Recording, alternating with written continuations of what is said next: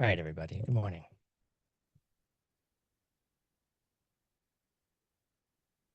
All right. Hi, everyone. Sorry, I'm a few minutes late. My alarm didn't go off exactly as expected. So it's early, but it's okay. Um, so where are we? First of all, it's wonderful to see all of you. I was thinking I was actually thinking yesterday as I was preparing class. Is the audio okay? You guys can hear me okay? Okay, cool. As I was preparing class, I was kind of feeling like, wow, I think kind of a month between seeing all of you is 2 months, too much. It's almost like maybe I should teach a little bit more or something. I don't know. Of course, you guys have to ask, but that's how it usually works. But I was just thinking, wow, like once a month, it doesn't feel like quite enough. I've been talking to um, Katya about doing some more, doing some different types of classes. And I was also thinking about going back and picking up the courses on the Living Lam Rim. We kind of got distracted this year a little bit with a whole bunch of other things happening, including the live transmission that's happening in October at Diamond Mountain. So it's been quite a busy year, I'd have to say. But I'm trying to figure out how to do some additional things as well. But we'll see. We'll see what comes up. And I've been also strangely preparing. A lot of the original intention of these courses was to, at the end of each of the courses, at the end of 16, at the end of 17, at the end of 18, was to get to have an opportunity for everyone to meet in person. And we've been trying to schedule these events. The first one started to work, and then it just didn't quite materialize, right? It just was something that was kind of like, it was on the table, we had it working, but we just couldn't get it to work. And when those things happen, I don't fight it karmically. I'm not just going to keep pushing through it. Something didn't feel like it was right, or it wasn't like the right time. We're trying to work on something for August or September-ish for in Mexico. And that's also having some kind of obstacles as well. And so I was thinking, maybe there's some other reason here, like why this isn't, why it's not working out. And I kind of came up with it, and I need 1 second. I have the wrong glasses on. I can't see as well. This old man needs other glasses. Hold on.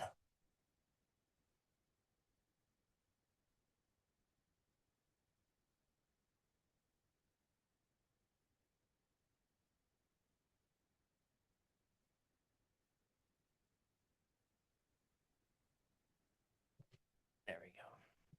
Now I should just be able to see a lot better. There, that's better. Okay. So I've been thinking a lot about like why maybe these events weren't, there's like some kind of like, I don't know, karmic obstacle, or like it's just not flowing, right? And you have to look at those things like why fight, why fight a battle that's going up river, right? That's, I've always wondered, like, should you keep fighting? So like I think that many of us have this question. Like, things aren't working for you, things aren't, working out, there's difficulties, there's seeds aren't ripening in the right way, and it just feels like you're constantly like battling, you're going upstream when everything is going the other direction. And I was, so like it's, where's that balance of like, maybe I should just stop fighting the seeds that are ripening, Or maybe I'm needing to fight against my mental afflictions, right? Like I have to fight against the negativities, fight against um,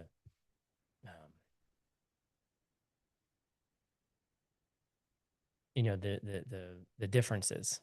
So like the challenges, like do I fight the good battle? Like I'm not getting what I want. I'm not things aren't working out the way I want to. Or should I just get on the boat and just let the river take me, right? And it's always a constant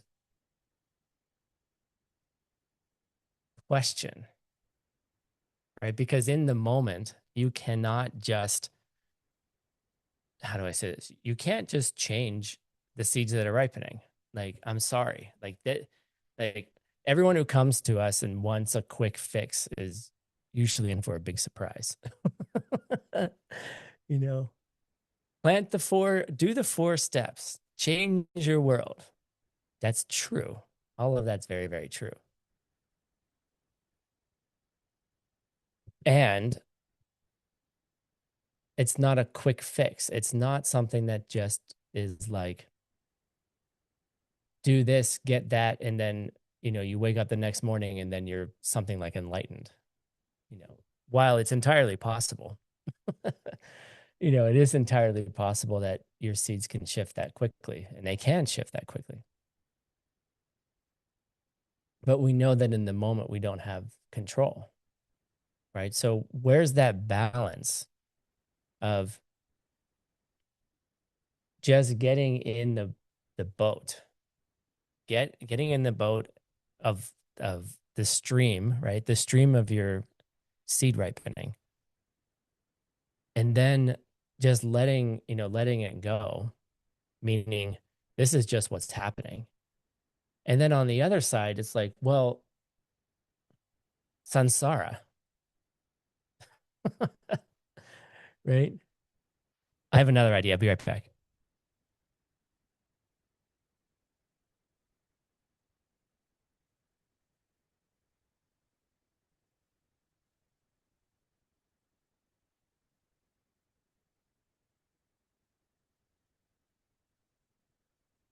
So speaking of samsara,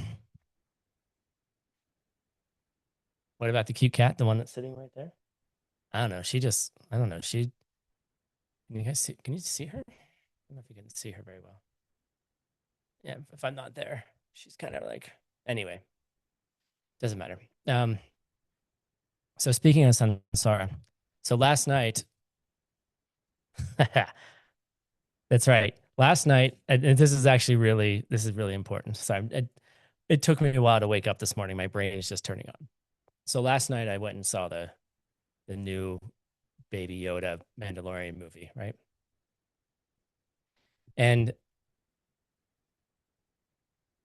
I went with my good friends Aisha, Anatole, and their son Kyrie. And within 2 minutes of the movie, I knew what type of movie it was going to be. It was just Sansara. It was not. It was honestly, if I were writing a review, which no one cares about my opinion, but if I were writing a review, it didn't fit into the Star Wars universe. It didn't fit into the ethos of the. It was just a story. There was within 2 minutes, they're killing each other. Yeah, sure, the Mandalorians, he has technical skill and he can fight really well. And yes, I'm a nerd. I know. But there was nothing in that movie that was about like becoming a better person or changing the world, or making, you know, I mean, come on, like even this guy, he used the force like once, twice, 1, 2, 3 times, right? But it was lame. It wasn't interesting. I mean, I go see the movie. It's kind of fun. It's cute. Like he's cute. He is. Look how cute he is, right? But you know, you're in that river, right? And you're letting the seeds ripen. But then are you doing anything about samsara? Are you doing anything to change? right? Are you doing anything to make your world different? Right. And that's the, you know, like, what are you doing? Like, are you fighting something that's ripening? And at the same time, are you doing something that's going to stop or change things? Right. And it's this sort of, and to me, there's a tension there. Like my favorite tension, well, this isn't my particular one, but the one that I hear often is like someone's in love with somebody else, right? And then they're like, I should just plant the seeds, right? Yes. Okay, so plant the seeds. Perfect. Like, but then they're so obsessed with this one person that it's not a, they're not paying attention to the seeds that are ripening. And the seeds that are ripening are like, that person just don't like you in that way. They're not into you in that way. Right. And so it's like, should I stay obsessed with the person and keep planting the seeds to be with them? Right. While it would like, you know, clearly, if you're really honest with yourself, they're not into you. What do you do with that? Real life example. I've never done this in my life. I never done this, you know. And so like when I was thinking about this yesterday, like there's a point here. When I was thinking about it yesterday and like why have these events been difficult to organize? Like I organize events all the time. I've been doing it all my life. I know how to do this. Like why do they seem to have some challenges? And I was thinking about like what's the purpose of what we're doing here? Right? The purpose of these classes as a review, right? These are, I mean, the review of all foundation courses of Buddhism, right? All the things you need to know to be able to change that river, to change the direction of that river. Like, and how to develop a subtle mind to like know how to navigate that river, like navigate the seeds that are ripening, and then to shift slowly, one by one, essentially, the trajectory of that river, right? How to change your behavior, how to change your mind, how to change your heart, and then ultimately change the seeds that are popping out to have a entirely different world, you know, perfected, in the largest sense of it, but in the smaller senses, like how to change bit by bit. And I was thinking about, the goal of these courses is, what Natalia says in the chat is enlightenment. Okay. Right. But what does that mean? Right. And it's this door to transformation,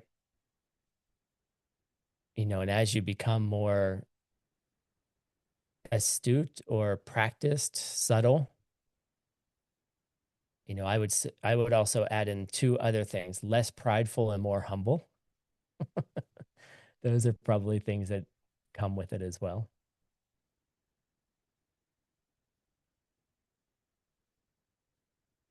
Then it's like, well, this isn't the whole story. Like this is a story.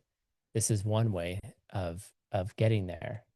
And that foundation is incredibly important. And that's why we're reviewing it. And where it goes is, well, look, there's actually surprise. If you didn't know, there's more.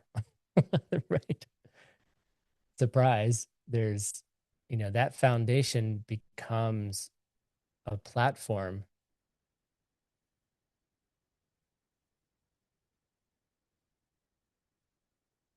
a platform for shifting your entire view, for shifting your entire way of practicing. And that's what we call the Diamond Way. And the goal of, one of the goals, you know, of the course of study, of the curriculum, is to prepare people to do that kind of work. And we're starting to see that all around the world. And we're starting to see it even through, we're seeing it through in the greater ACI Five Houses community, right? We have about 2,000 people. And then we have one more major course left. And then in October, we have this live transmission, this thing that is going to happen where Geshe Michael is going to offer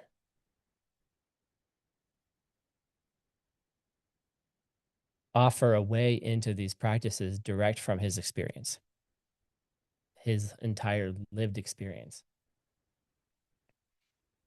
And so I was, originally these courses were designed, my intention when I put this together, and then to have all these separate retreats, bring people together, create the community, was then, okay, then we're going to go into Dalam, which is the next step, which is basically Diamond Way Course 1 of 18, original series, OG.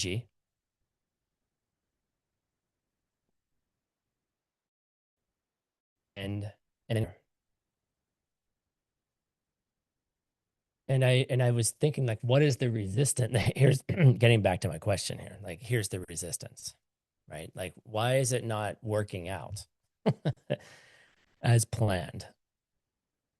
And I was thinking, well, duh, because teacher changed everything too.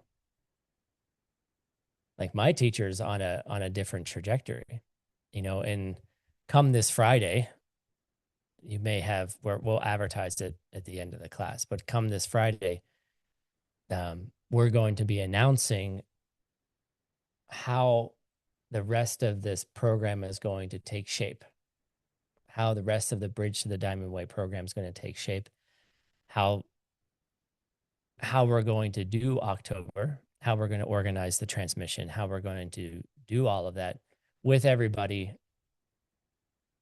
around the world. Right. And it's a beautiful offering, and it's incredibly beautiful how the whole thing is set up. And on Friday, we had just luckily scheduled a webinar for this, for the July course. And then this whole system, or this whole thing, was announced. I've been meeting with Geshe for, tons of meetings. And we put together an announcement on Friday.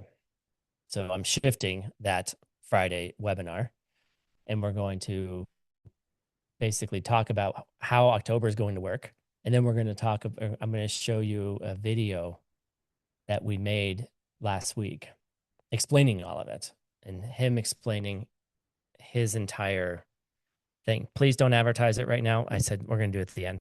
I'm just talking about it. Thank you. Please wait for me to say when I want to advertise. So I don't want to lose the stream of thought right now. And I don't want to lose your stream of thought either, because I want you to focus. So the idea is that we'll learn about it on Friday. So join that. We'll have the banner up at the end of class. But that's not my main point right now. And I was wondering, like, why does the river seem to be going the other direction? And then why am I fighting in a certain way? Because that was my plan. My plan was to do it this way. Get it? My plan was to have my classes and my students, finish the 18 courses. And then my plan was to then take you into Dalam And then my plan was to teach you the OG. OG translator just means original.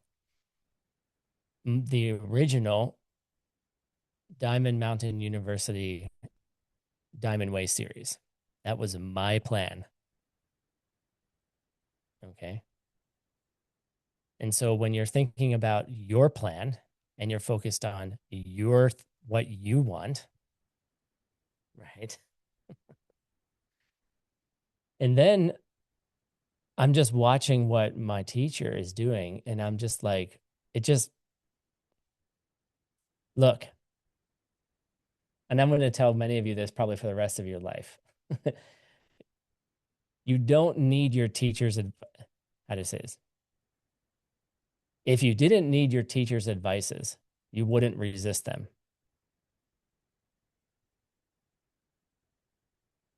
Okay. Your teacher gives you advices because you resist them. They wouldn't be telling you things to do or change or shift if you didn't need to hear it. Right? If you didn't need to like change, they wouldn't tell you or they wouldn't, you know, poke you a little bit, right? Everything is a poke. It's an invitation. Like let's, it's like a tap on the shoulder. Hey, buddy, where are you going? Which way do you want to go right now? And you're like, well, I'm going this way, llama. Like, yeah, I know. I can see that. Are you sure? Are you sure you want to go that way? Because that's just the Sansaric River. Yeah, but I'm planting good seeds. Huh? Yeah, you're planting some good seeds. I didn't say that. I didn't say you weren't. Right? But there's this like tension that is inevitable in the teacher student relationship. Right? There's that tension like, well, I've taken the 18 courses. I've taken 17 of the almost 17 of the original Diamond Way courses. I know what I'm doing, teacher. Yeah, really? Do you know? Because last time I checked, you were born as a human. Is that correct? Yes. What does that mean, Timothy?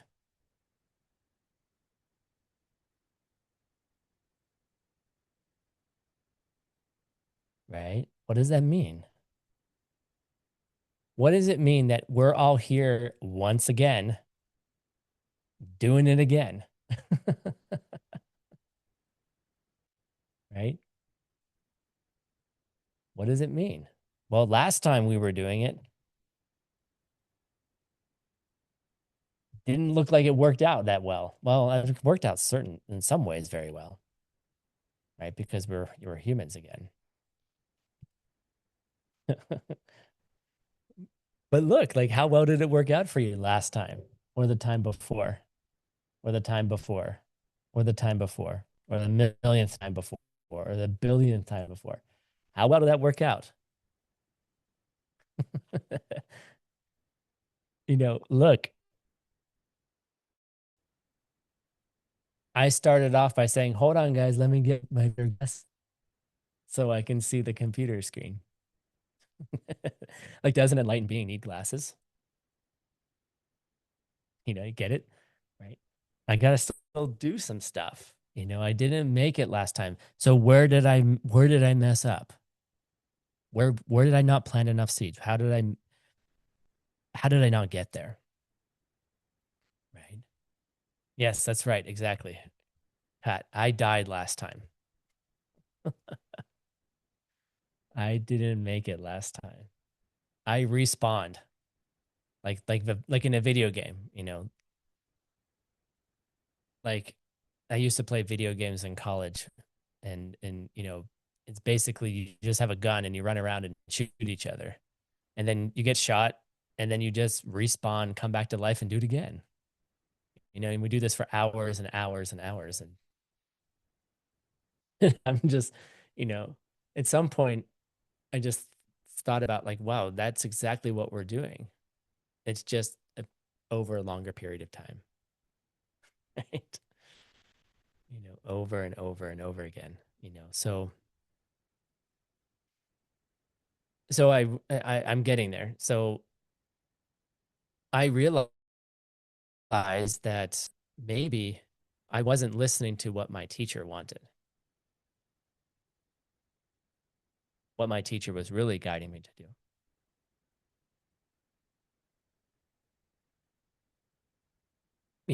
And who am I? You know,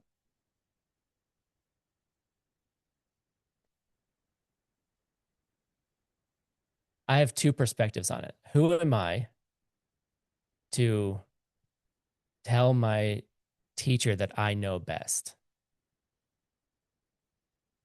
right?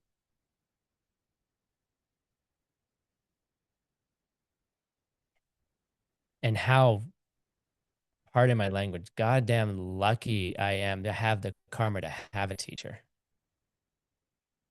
How fortunate, a nice way of saying it.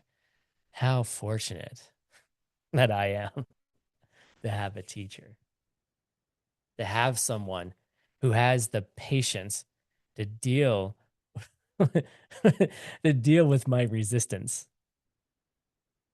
Okay, Tim, we'll do it again. All right, I know. I had a beautiful opportunity on Thursday to serve them. They, you know, my llama couldn't figure out how to get his Bluetooth to work in his car because there was some kind of error message coming up on the car computer screen. And and his llama went shopping, and so he was just waiting. And so I got in the car and I did all the things to fix the car. And it was, you know for me it was easy. I was like, let me just look this up. And I went on Google, and he was like, oh, that's why you're here. I'm like, yeah. I was like, thank you. Thanks for petting me, teacher. Thanks for humoring me, doing something that you know how to do yourself, of course.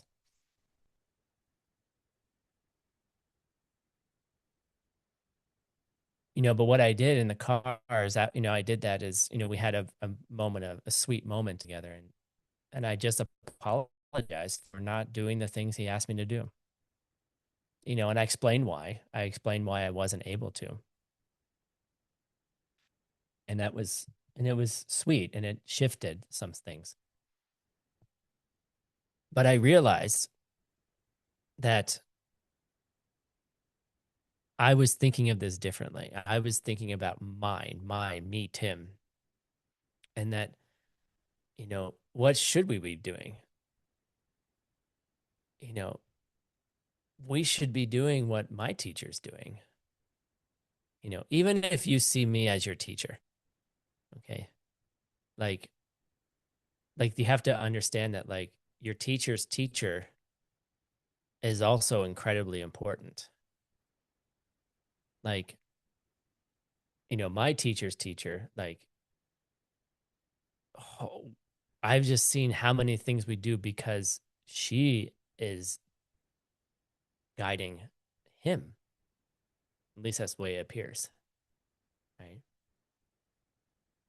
And how many cool things happen because of that guidance. And then how he takes the view of like, I'm not sure what we should do for this live transmission in October. Let me talk to my llama. I'll get back to you.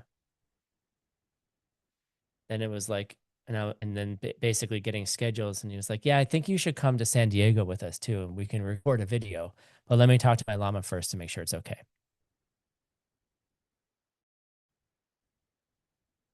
Right. And showing that humility, right? I don't know how you see my teacher. You can, everyone has their own seats, but I see them in in this way of like, that I'm like, why would I not prepare you to go to his transmission in October? Why would I hold on and be like, oh, you should come, you should only, oh, you should study with me? I'm not saying don't study with me. Didn't say that. But what I said is, why should I have the attitude of, oh, these are mine? This is mine. No, no, no, no, no, no, no. This, we have the wrong attitude, and that's why it's not working out. It doesn't mean we can't have events. I didn't say that. But it wasn't working out because I needed to shift my internal compass. Like, where was I focused?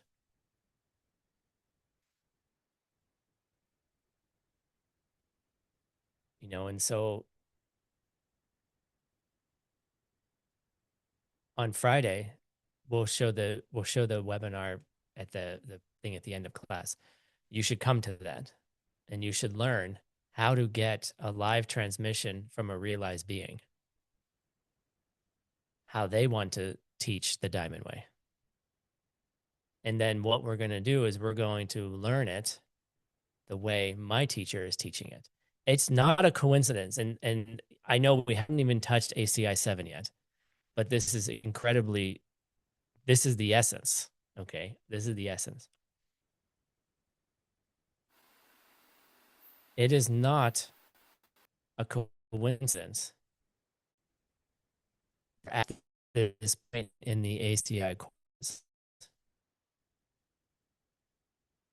And then all of a sudden, now my teacher is now giving guidance on how we should learn it. Right? It's not a coincidence that they're like, oh, wait. Actually, I think what you need is this. We're going to do it this way. We're going to do it differently. We're going to open the door to the diamond way in this way. Well, Tim, what about the old way? There's nothing wrong with the old way. There's nothing wrong with the people that studied it before, who had the karma to learn it before. That's no problem. And in fact, I'll probably teach it at some point. But right now, this is what my teacher's doing. Why should I fight my teacher about things that I honestly failed at in my past life? Get it? Right? Why should I think that I'm better? Why should like, come on. If it didn't work the first time, why do you think it's going to work the second time? You see? But that's the tension, right? That's the tension that comes out of that. And so that's the direction we're going to take. I don't know how it's going to look. It's evolving all the time. And the relationship with your teacher is evolving all the time. Involve you. Why? Because you need that direction. Today, you need to go that way. Why? Because the seed you're planting today, acting on that guidance, is going to then shift your world in 10 years, but you can't see it. That's why you need a teacher who you have the karma that you can tell that they can see it. And even when you do trust them, you still resist them. Like, that's the game. Kat and I were talking about this the other day. It's like, here we are again, just doing it again. Finally, after all these years, we're not resisting as much. Right? Okay, well, then we'll try it again. And they're infinite patience. They'll keep going, right? They'll keep going. And that's the thing for you to take away is, where are you fighting? Right? Where are you fighting at? And that resistance is part of the process. It's part of the relationship. So just take a deep breath. Everyone, inhale, exhale the bullshit. And then you'll do it again tomorrow. It's okay. It's the way it works. So you should be grateful that you have a teacher. You have someone who, tightens the screws where they need to be tightened, where they need to be unloosened, gives you those advices. And that was the reason why these programs weren't working out, because I was fighting fighting the, it's not that they're not working out. It's just it's just not flowing. And I don't like things that don't flow. Like it just feels, doesn't feel right. Right. Because if it's not feeling right, there's something going on in your prana that's bunched up, like having your underwear stuck in your butt all day long and you can't get it out. Sorry for the example, but it's really good one. Right? A perpetual, the word in English is a wedgie, if you cared. All right. It's when your underwear is stuck in your butt and you can't get it out. That's what your prana feels like. Right. It's what your prana feels like in your body. And so coming into core 7 is all about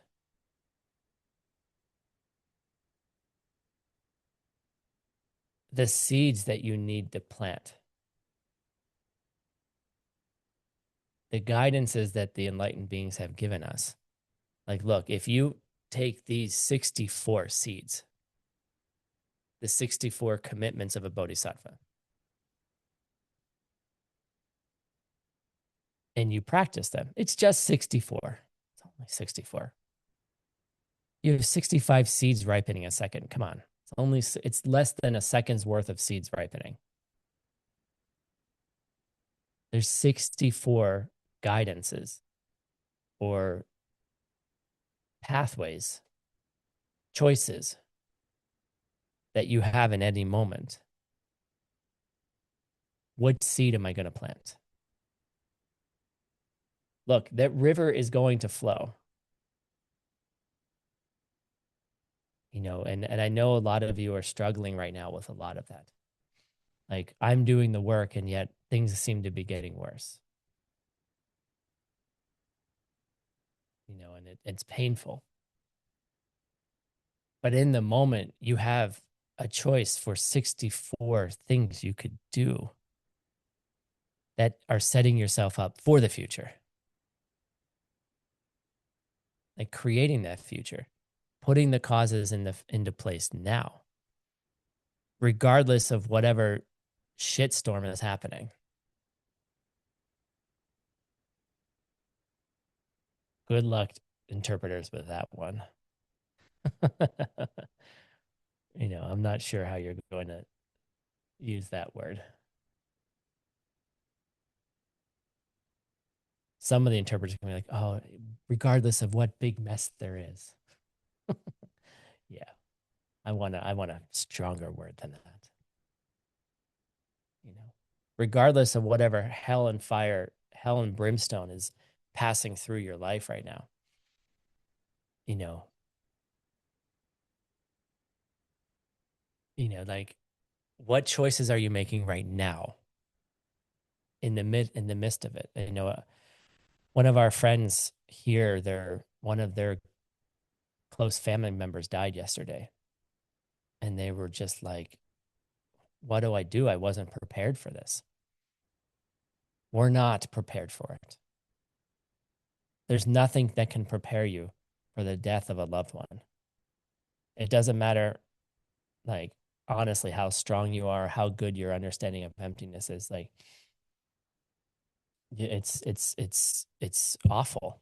It's painful. It hurts. The grief, the sadness. It's over the top. Right. And they asked me, well, what kind of advice? Like, what advice do you have? I said,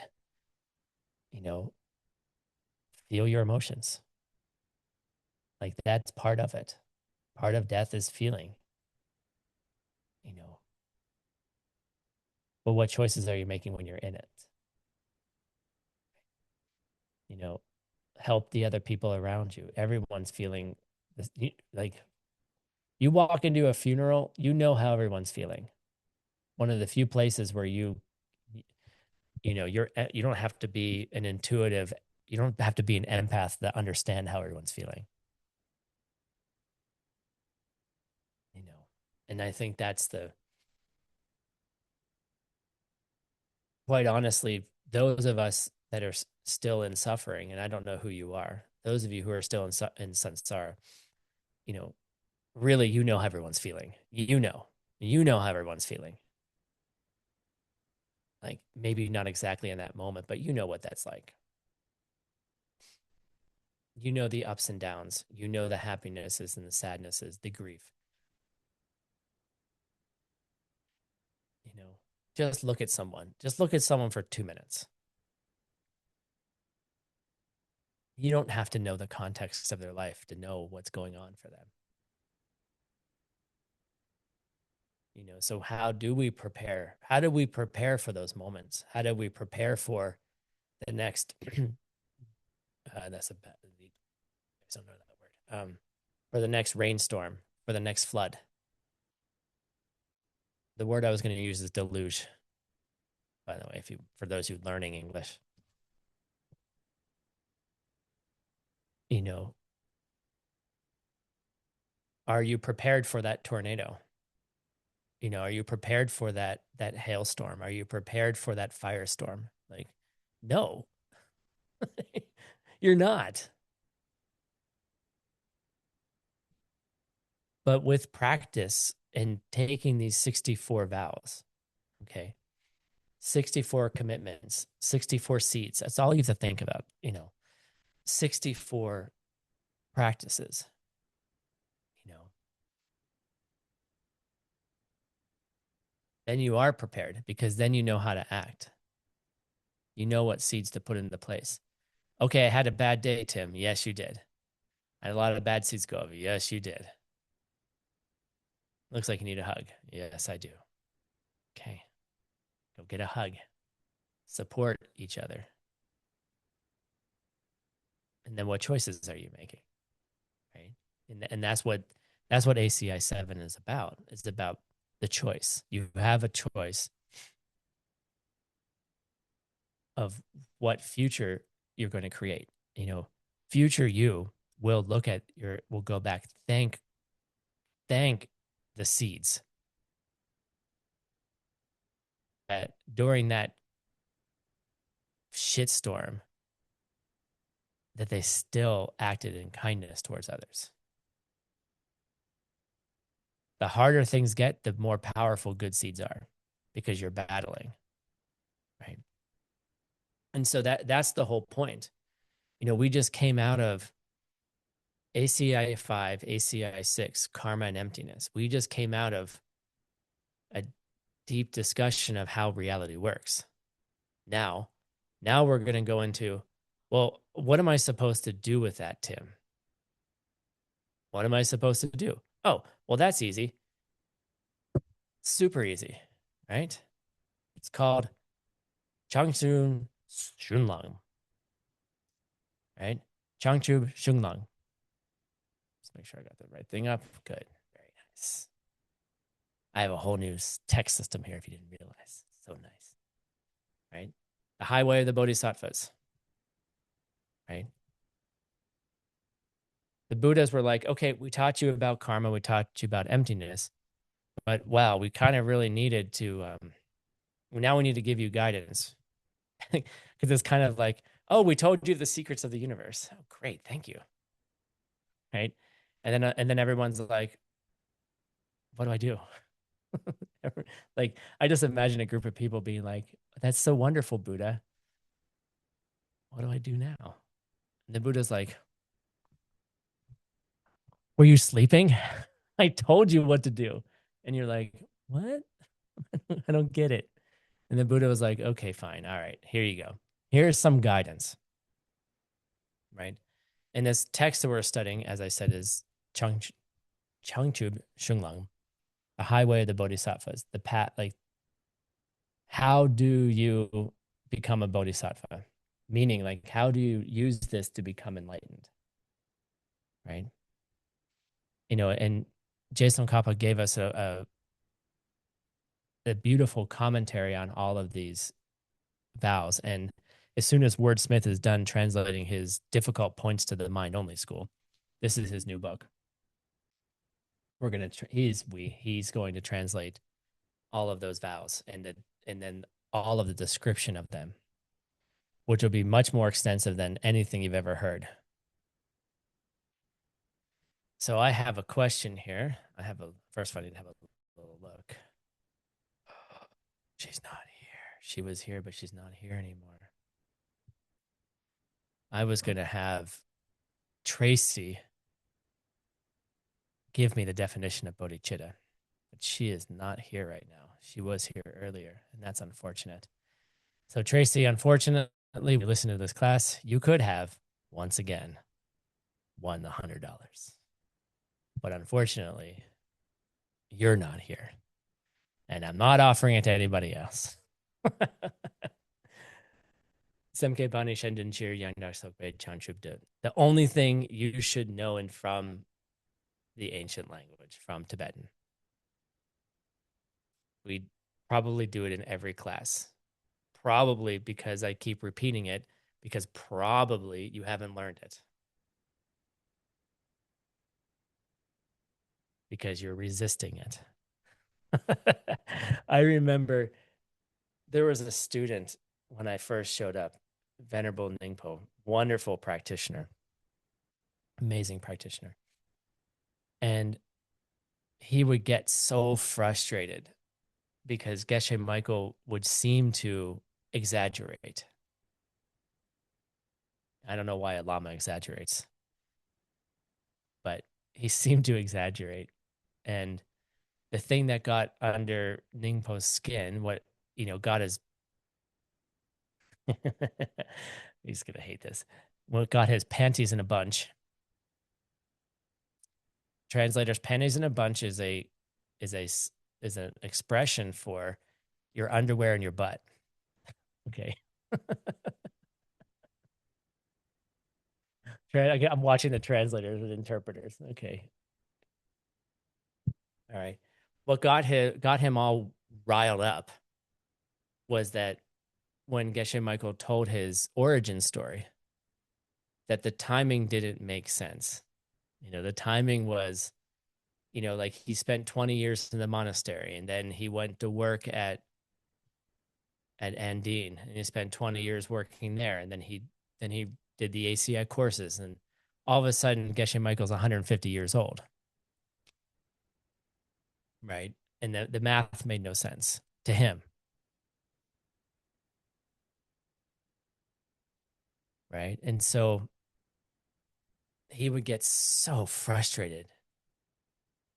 So frustrated. And I was like, I didn't know him well enough. And I was a new student and I didn't have the courage to debate, or he was a master debater. And I didn't really it just didn't feel right, I didn't know him that well. But I wanted to be like, do you think he's doing it on purpose? Do you think maybe he's exaggerating on purpose because he knows it upsets you?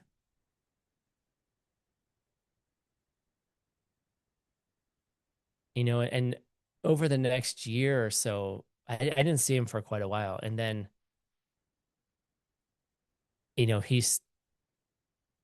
I watched it happen. Like somehow he purified that seed in him, that irritation that he got around this exaggeration. And then Geshe Michael stopped telling the story that way. I watched him go from a place of, extreme irritation to peace, like Shiva, like, and then Geshe Michael stopped doing it. He literally stopped telling the story that way. Get it? Okay. The things that irritate you about your teacher are the things you need to look at inside yourself. That's all. That's all it is. If you have a relationship with them, they are helping you, not in the way that you want, but in the way that you need. Because if you got everything you wanted, you wouldn't get anything because you're asking for the wrong things.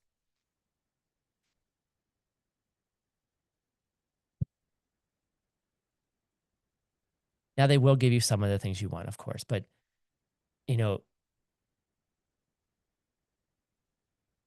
they're here. You have the karma to have someone who's helping you with your needs, not your wants. That's all. That's all.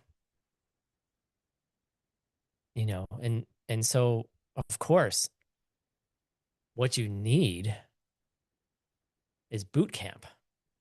Boot camp, by the way, interpreters, is when you first join the army, they send you into boot camp, which is like the first, they say 6 weeks, 8 weeks of training where they absolutely destroy your body and mind and heart. And then they rebuild you afterwards. Right. That's what having a llama is all the time. It never stops. even even the arhats who go to like complete nirvana, who are in total blissed out, the Buddha's like, sorry to wake you up from your dream, buddy. You got more to do. And then the Buddha, like, you know, that feeling when you're just having a really nice dream and then your alarm goes off and you just want to stay in it? You're like, could I just sleep a little bit more? I was having a dream. I was dreaming. I was having a meeting with Geshe Michael in my dreams when my alarm went off.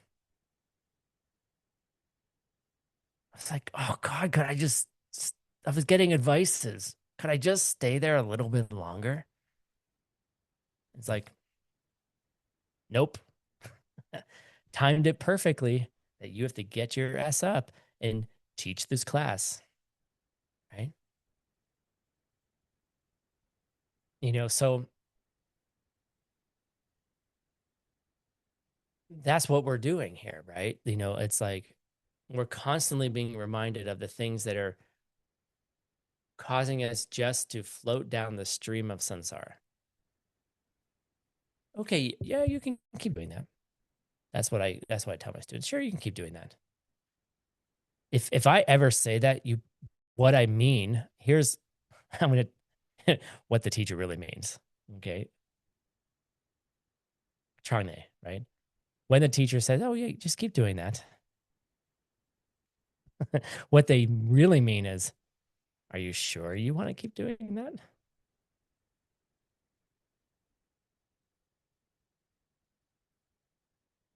course, now I'm going to use it in a different way just to trick someone. But you have to understand that, like, they're trying to give you this guidance. They're trying to give you this. Look, these 64 things, you can memorize all them, you can study them, and you should.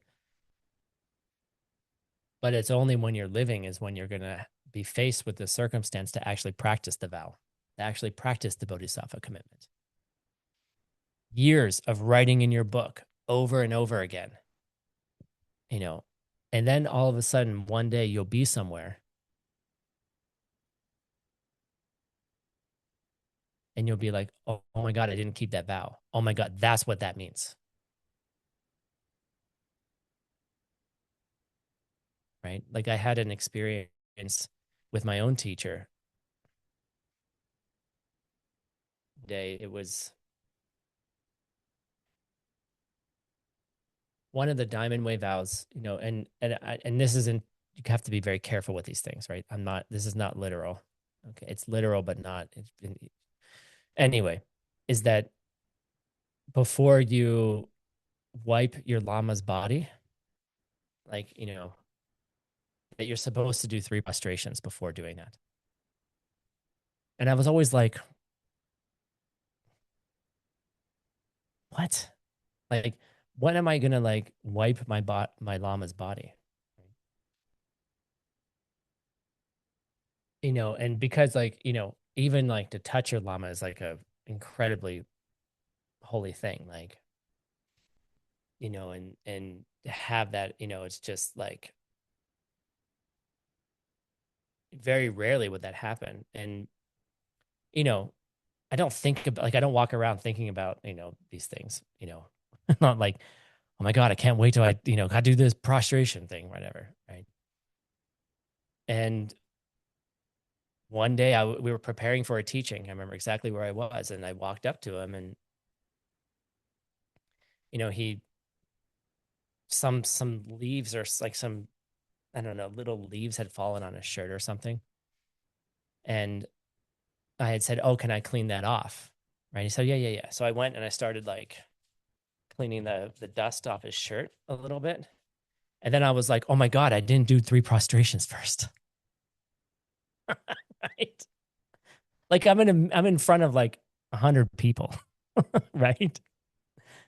And I just all I did was I just said, "I'm sorry, I didn't do the prostrations first." Right. Purified the seed right away. Right.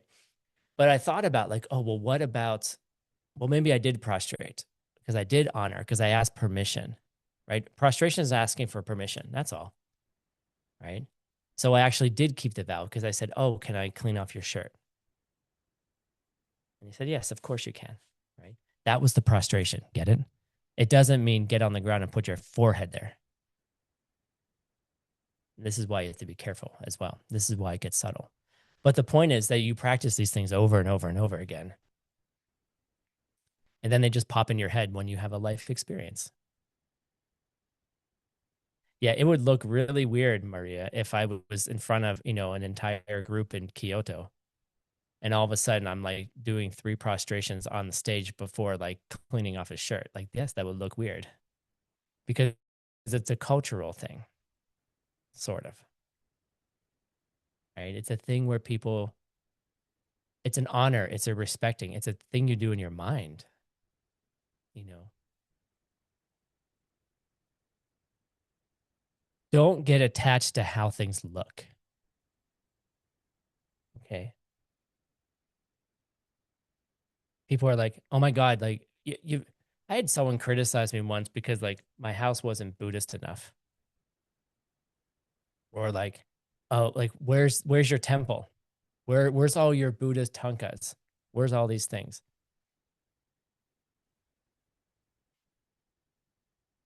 And I realized in the moment that that person's worldview included Buddhism to be that way. Right. And I didn't argue with him. Like, what am I going to argue? Like, that's not helpful. Right. Because then all the vowels just started coming into my head. Like, right. And you're just like, "Oh God, what do I say to this person?" You know. And I said, "Yeah, you're right. It's not, it doesn't look like traditional Buddhism, and I was trying to calm them down and tried to make them feel right about, because they knew more about Buddhism than I did, and in their mind, and then I have to be careful to not say, "I know more about Buddhism than you do." Because then what am I doing? All I'm doing is planting the same seed for more people to come up to me and tell me I'm not doing it right. And that just comes from years of practicing the vows, right? Years of doing those things. So the Bodhisattva commitment is actually comes down to one minor but major shift. Okay. Renunciation. Renunciation, we usually think of it as, well, look, we have, oh, I guess we'll do it this way. Let's do it this way. Renunciation, it's like my world is, I am tired of this stream going and going and going. I'm tired of it. I'm exhausted. There has to be a different way. Nothing is working out. And if you have that thought, which is my favorite thought to have, well, I didn't do it last time. Last time around, I didn't make it. Here we go again. Here's my teacher again, being like, "All right, how do we get him out this time? What kind of skillful means, what kind of unexpected strategies are we going to do this time to get him out?" Right. And he's like, right. And then eventually the renunciation hits and you're like, this is just not working for me anymore. The old way isn't working.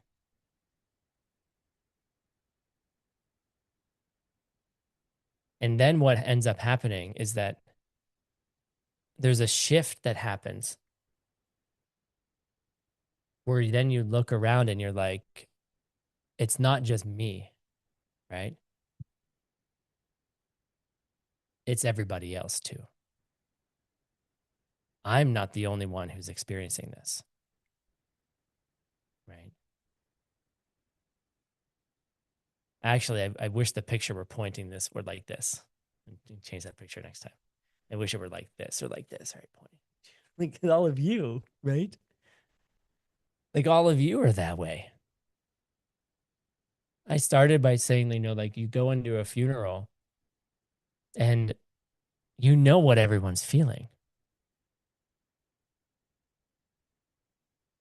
There might be the one person that's happy that that person died. Okay, fine. But probably not. We know how everyone's feeling, right?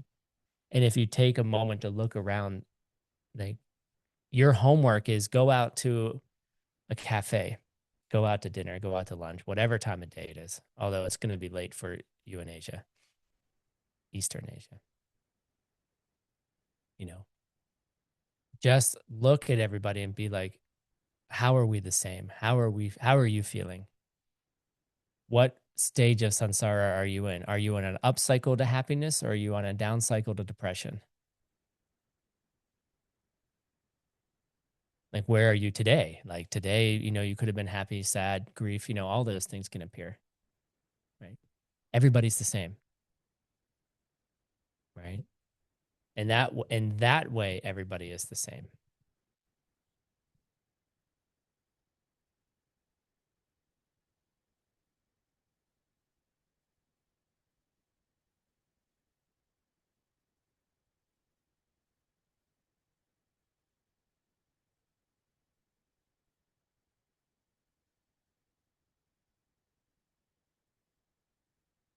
So, and because we're talking about, this path to Diamond Way, right? We're talking about how can we really transform this? The first place to start is we are all the same. When you have renunciation for others, yes, AI.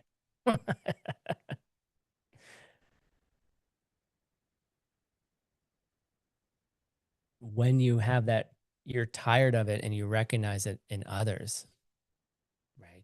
When you recognize it in other people's faces,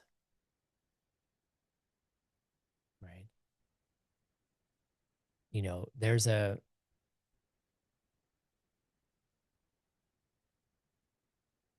motivation that starts coming. When you really feel that renunciation and you can look around, like some of you are living in some of the worst places right now on the planet, unsafe, and it's just like, are you going to wake up tomorrow? Is my building going to be here tomorrow? How do you like walk around the streets and look at everybody if you can, if you're able to handle it? And, sometimes renunciation on this level is extraordinarily painful sometimes and overwhelming. Right? But if you can, like, what are all those people in Kiev feeling right now? You know, walk around and feel it. Like, are they numb? Yeah, they're just numbing it because it's too much. Okay. But use that as fuel. That's the fuel, right? That's the fuel for radical change.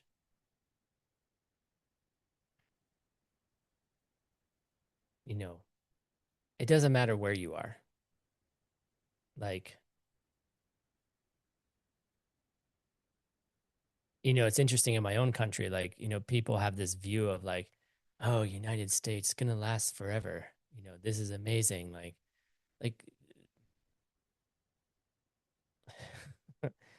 all all all countries rise and fall. They do. And if you're not aware of it, you're gonna have a hard time when it does. You know, and if you study samsara long enough, you will watch. You can predict it. You can watch it. You can watch it happening. But how do you interrupt it? How do you go against the stream? Like that's the idea. How do we go against it? Right. And that's what we're trying to do because we're thinking differently. We're thinking about it differently. We're thinking about where it's coming from. We're thinking about how what our own minds and hearts are doing in every single moment. Right. And so where this ends up going is that this is just the bodhisattva vows are just a stopover. And by a stopover, I don't mean just like something you take and leave. It's something you pick up and then they become part of you. They become part of your foundation. These 64, 18 root commitments and 46 secondary, which there's a distinction. We'll talk about it in the next class. They become, that's what you put in your backpack. That's what you put in your suitcase. Because then it doesn't matter where you are. Whether you're in a war-torn area or you're in a semi-godlike realm paradise, you need to have all of those things. Because if you don't have them, then it just is more of the same. That's all. It's more of the same. Like pack your suitcase. What are you putting in the suitcase? 64 things.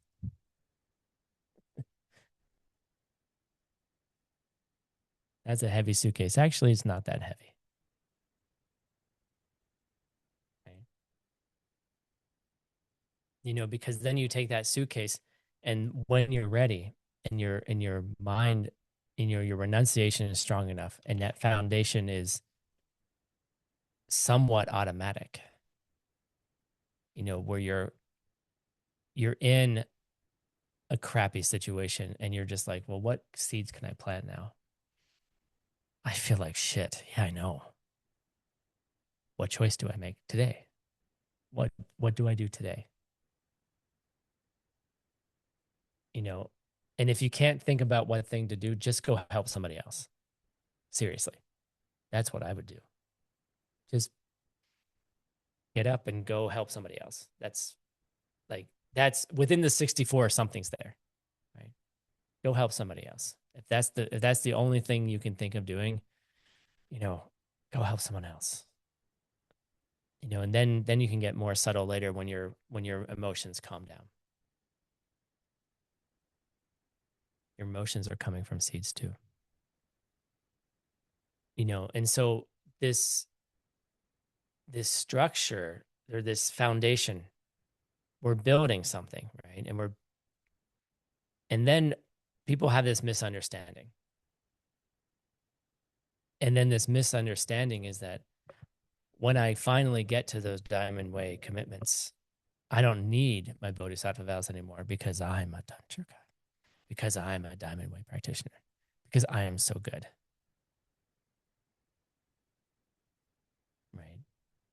And that's not like that. It's actually the opposite. What ends up happening, strangely, is that, by the way, there's a reason we talk about this because there's something in your mind that will do this. And it happens to everybody. Okay. So it's a cautionary tale, but it's also this will happen to you. Like, the enlightened beings knew. They know. How do they know? Because they did it, right? They did it.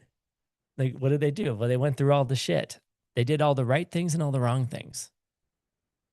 And because they can see all the things they did and all the things they did right and all the things they did wrong, maybe they might be able to look into us and say, yeah, you know what? They're going to get a little bit of pride.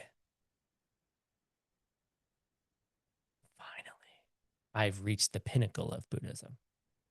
I get a live transmission from a realized being in October. Okay. You should celebrate because I was criticized for using the F word. I'm being more careful. It is a freaking amazing karma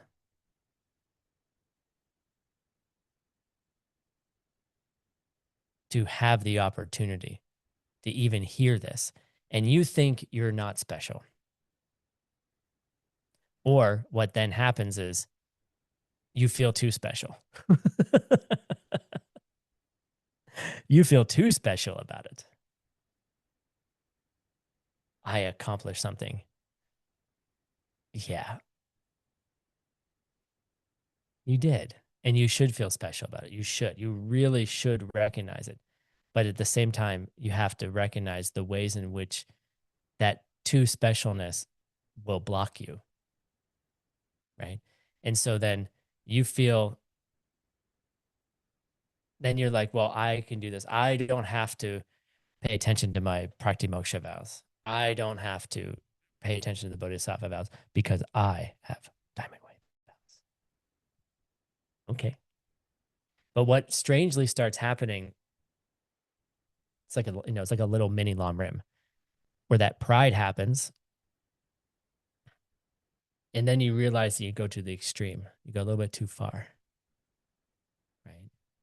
And then that foundation gets shaky. And then you go, okay, well, what ways is this foundation need? What ways does this foundation need to be reinforced?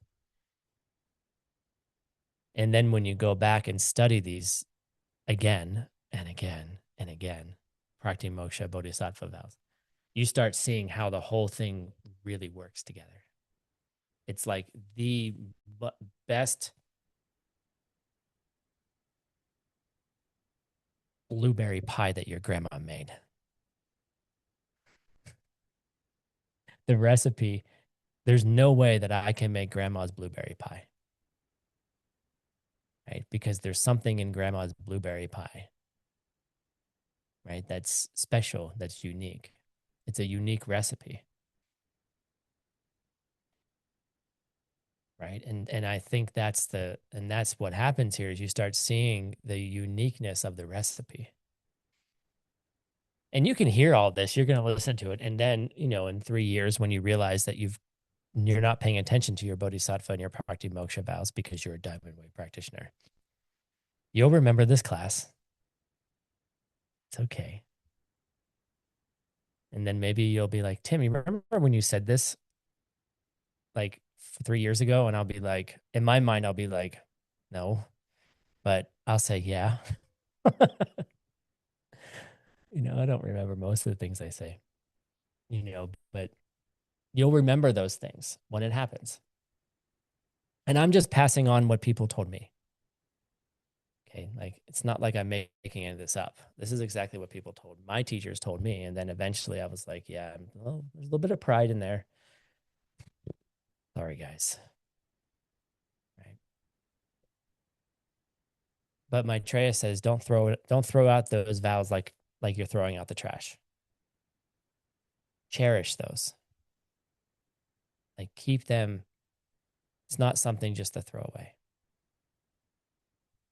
And there'll be times like also, please don't go crazy and don't go like obsessive compulsive about the whole thing and like lose your fundamental kindness. The worst thing ever is a Buddhist who is like judging others for their bad behavior, or worse, judging themselves for their bad behavior. Like going to a place like, I'm such a bad person because I didn't do 3 prostrations before I wiped my lama's body. No, you're not a bad person. You're a good person because you recognize what seed you're planting. The whole idea of these vows is to interrupt the old pattern.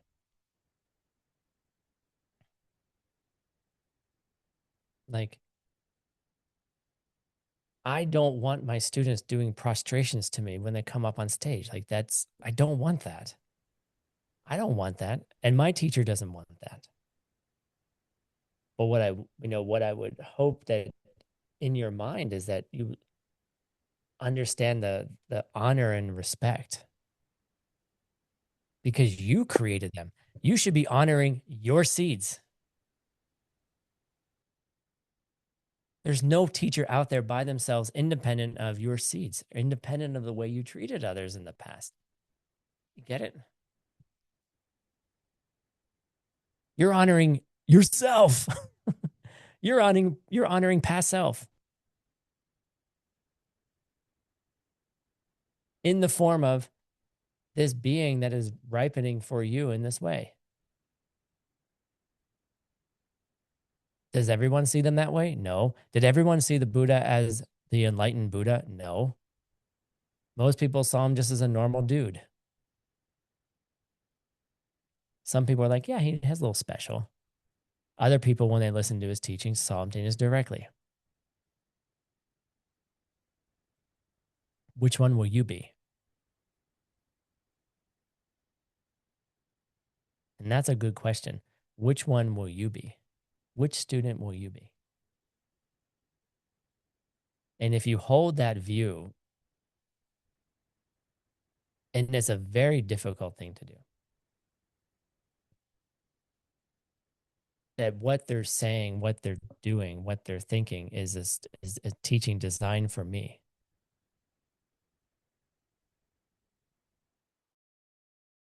Regardless of what comes out of their mouth, regardless of their actions, right? Then you might have a chance. You might have a chance.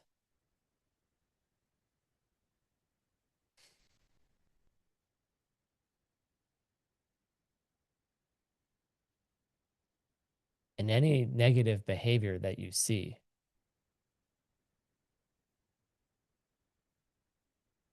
where's that coming from? You know, and then you have to see what kind of lama you really work well with. You know, not every lama is the right lama for you. Excuse me, for everybody. You know, just because one lama is popular doesn't mean that they are the one for you.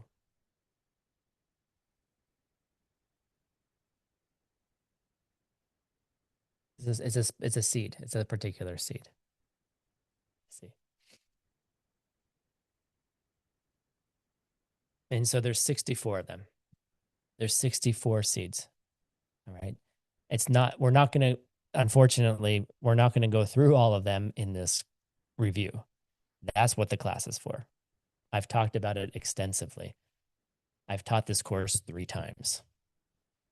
And if you can't find them and you want to hear it again, ask the ACI staff. They can find it for you. I've taught it. That time wasn't put on the platform. I taught it once in Taiwan and I taught it once online. I also taught it in Japan to a private group, but I don't know if it actually made it. And they're different courses. Each time I taught them, they were different. You know, so it's probably a reason why. But if you want to get those details, or you can listen to any other teacher on the Five Houses platform. You can also listen to Geshe-la's original classes. And then in the mixed nuts, we're going to be translating them again in depth. So just keep studying these 64, right? Just keep going. Just, you know, they will grow. They will seeds. The guidances grow.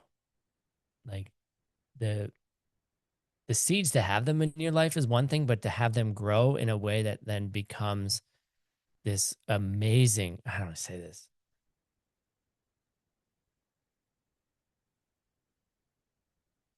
You could think of vows as a limitation.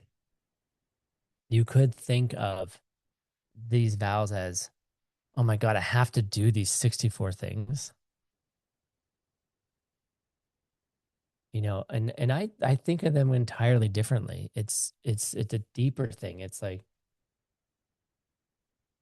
what future me do I want to see? That's the question. And since I'm not able to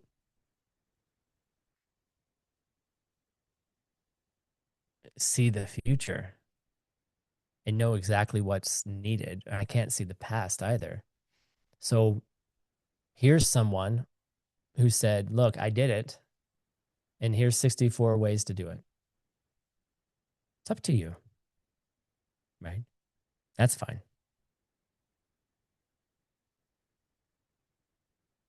So in those 64, they get divided into two sections. One is there's 18 foundational vows. Okay. We call them root vows. And then there's 46 secondary ones. Okay. We're not going to have time to review them at all. All right. So you need to go to the class. You can go to the review. All of you group leaders, that's what you can review are the 18. From this class, actually on the homework, you have to repeat all 18 of them.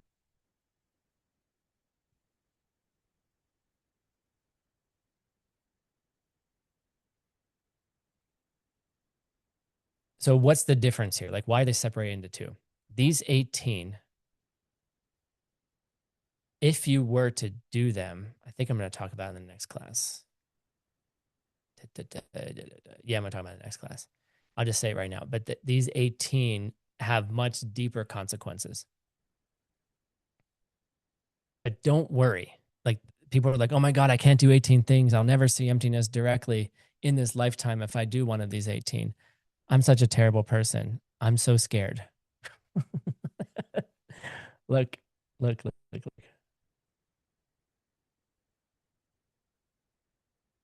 When you do those 18 with 4 different motivations in mind, then you have created a seed that can block you from seeing emptiness in this life. But those 4 things are very difficult to do. To have those 4 motivations and do one of these 18, it's really difficult. So don't worry. But the way that I like to think about it is, what is the essence of those? If they're that powerful, they're also that powerful in the positive. Like that's my message to you right now, is that in the positive, we're going to talk about it in the next class. It's called the 4 chains. If you do it in the positive way,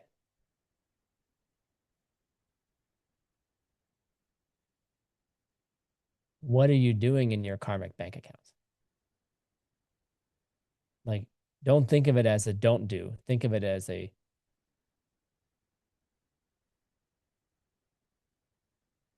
what is the thing that's going to give me that rocket fuel, right? What's going to give me the biggest bang for the buck, as we say in English? What's going to give me the most power for the most minimal amount of effort? We don't have time, right? You don't have time in this lifetime to waste, you know. So for the least amount of effort, what's going to give you the biggest, the biggest result? That's the whole point of this. To clear up your mind so you can start doing the things that are give you the biggest results. Oh, wait, there we go. Figure 10. Okay. So last thing I'm going to say in this class, and then we'll take a break. What kind of person can give the bodhisattva vows, right? And comes directly out of the text. And you need to think about it, and then you need to interpret it. Okay.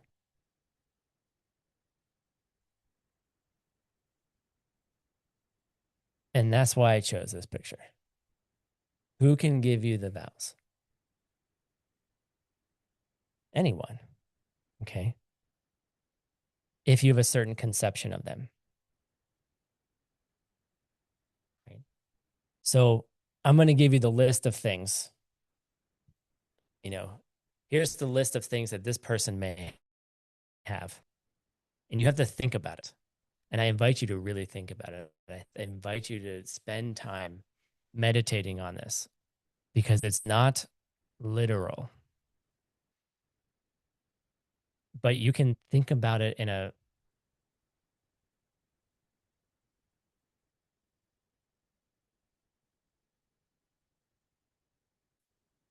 just think about it. Okay. So, first one is that this person ideally has ordination vows, that is practicing deeply the Praktimoksha vows.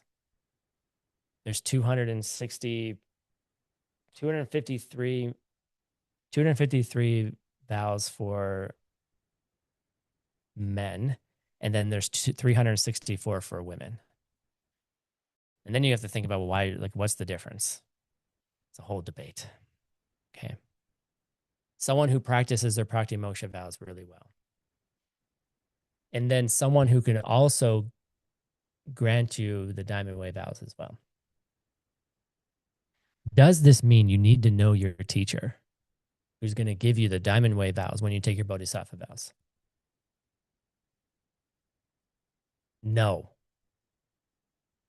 Get that thought out of your head because I've had people come to me and be like, I don't know, I want to take Bodhisattva vows, but I don't know who my teacher is. And oh my God, and they're having a total freak out because of this question, because of this point.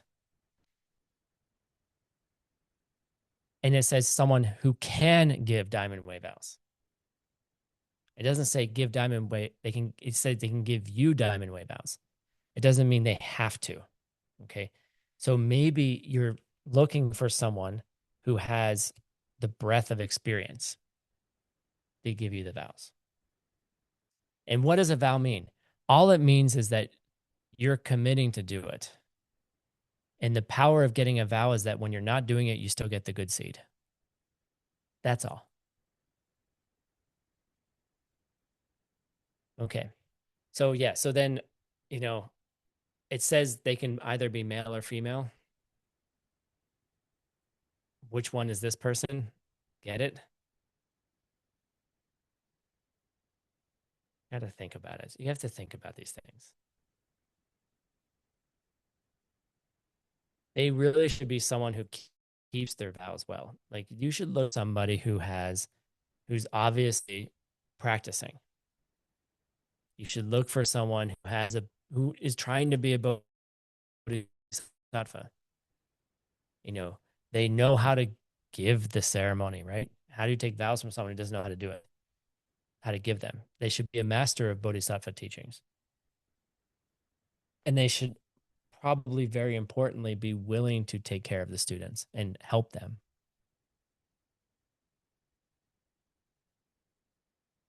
There's so many qualities to look for, and you can think about why. And if you don't see someone like this, maybe you should start planting the seeds for them in yourself, which will ripen in other people. Get it? If you're always blaming other people for not being good enough, it's like the biggest joke in our group. Oh, really? Had someone walk in once and be like, you guys are crazy. Oh. Uh-huh. Crazy, I guess, right? These, this person should be free of attachments, right? They should be satisfied with what they have. They have respect for the vows. They don't get angry easily. They should be someone who's not lazy, meaning that they take great joy in doing good things. They should be able to meditate well. They should be able to focus well. And they shouldn't be putting down teachings. And you have to take your time to like evaluate those people. Who are those people? Like, is this the person I want to take these vows from? Right. And then finally, who can take vows? You can. Right. You can. Right. It's someone who just wants to. Right. Someone who's compassionate, someone who knows the vows, intends to keep them, and already has a foundation in the 10 non-virtues, or the 10 virtues rather, right? You can do it. That's the whole point, right? You just have to want to. You just have to want to be a better person. And if you have any kind of renunciation, right? Or if you have it for, for others, right? That's why you would do it. That's just why you would do it. So let's take a break. Let's take 25 minutes, relax. Group leaders, I did not cover the 18 root vows, which are in the homework for ACI 17 class 3. You can do that yourself. And there's probably a power in reviewing the vows together, helping each other learn them probably is the seed for you to actually learn them. Maybe. All right. See you in 25 minutes. Bye.